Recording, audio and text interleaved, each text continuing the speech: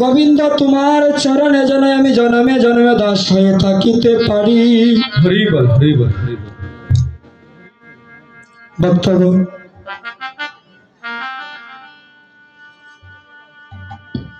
সুধীজন, এই যে নাম মাহাত্ম্য লীলাটা মা, সেটা কোনো সাধারণ লীলা নয়।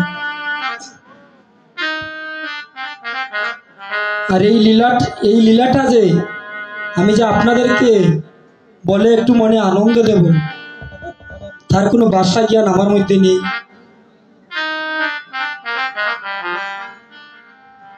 তাই ভক্তগণ,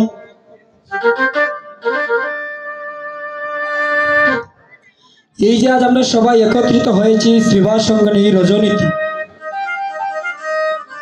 নিশ্চয়ই কোনো জন্মের ভাগ্যের ফল ছিল বিদায় আজ একে হয়েছে। তাই তো মায়ের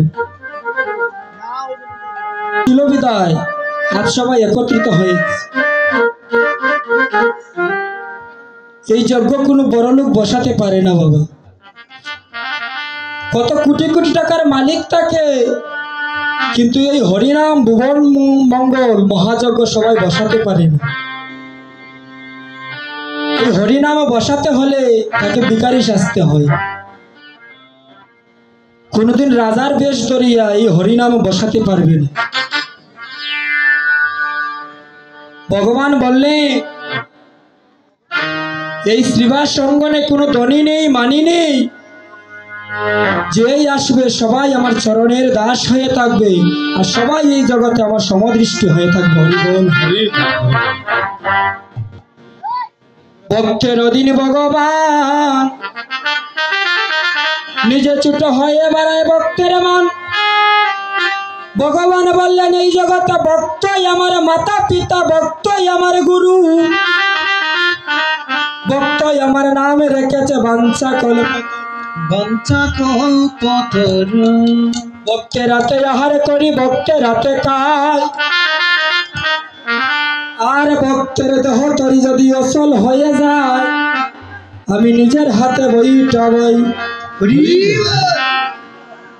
ভক্তির অধীন ভগবান, সেই অনাদিরাদি প্রাণ গোবিন্দ আমার, সেই অনাদিরাদি প্রাণ গোবিন্দ যুগে যুগে কিন্তু রাজার বেশ ধরেছিলেন, কিন্তু এই কলিযুগে কিসের বেশ ধরলেন মায়েরা? ভিখারির বেশ ধরলেন। কেননা এই জগতে কলিযুগের মানুষ তারা কৃষ্ণ প্রেমে অচৈতন্য হইয়া তাদের মনোদৃষ্টি অন্যমুখে চলে গিয়েছে, কৃষ্ণ পথে তাদের কোনো মনোদৃষ্টি নেই। তাই গৌর হরি।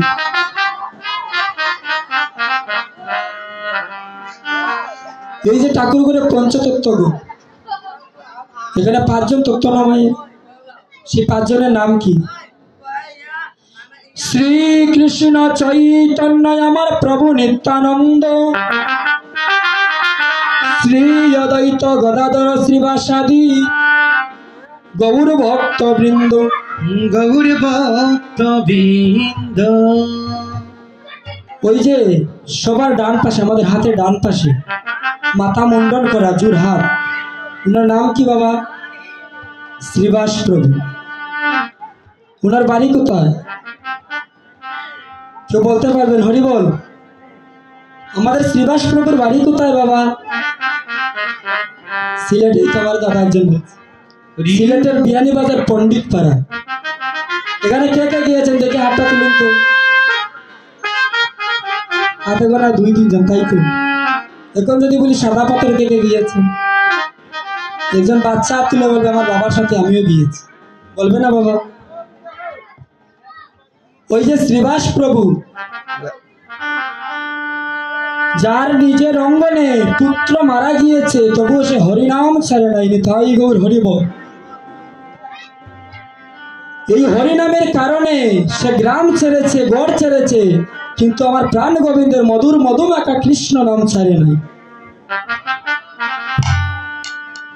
ওই শ্রীবাস প্রভু প্রতিদিন যখন বাড়িতে গান করে, তার গ্রামের জনসংখ্যা লোক এসে বলে তোর জন্য আমাদের এই পাড়ার প্রতিবেশী সন্তানদের নষ্ট হয়ে যাচ্ছে, তারা যে শিক্ষার পথে কোনো মনে থাকে না। তোর এই গানের জন্য আমাদের সব সন্তানরা যে তোর পথে চলে আসছে। সেই শ্রীবাসের বড় ভাইকে, সেই শ্রীবাসের বড় ভাইয়ের বাবা শ্রীবাসকে বললেন, শ্রীবাস রে, তোর জন্যে এই আমাদের গ্রামের সবাই আমাদেরকে কত কুকথা বলে, তুই হরিনাম ছেড়ে দে।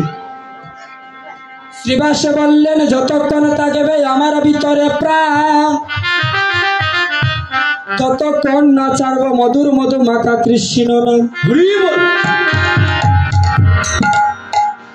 এই মধুর কৃষ্ণ নাম আমি ছাড়ব না। তখন শ্রীবাসের বাবা আর শ্রীবাসের ভাই মিলে শ্রীবাসকে বার থেকে বের করে দিল। বলছে, তুই আমার বার থেকে চলে যা, না হলে তোর জন্য আমরাও এই গ্রাম ছাড়া চলে যেতে হবে, গ্রাম ছেড়ে চলে যেতে হবে। অজর নয়নে শ্রীবাস কেঁদে কেঁদে বলছে, প্রভু গো, আজ তোমার নামে গুণগান করি বলে, তোমার পথে যখন মন দিয়েছি বলে, আমার ভাই আমার বাবা আমাকে বার থেকে বের করে দিল, কিন্তু তোমার সঙ্গ ছাড়াই আমায় করো না গো।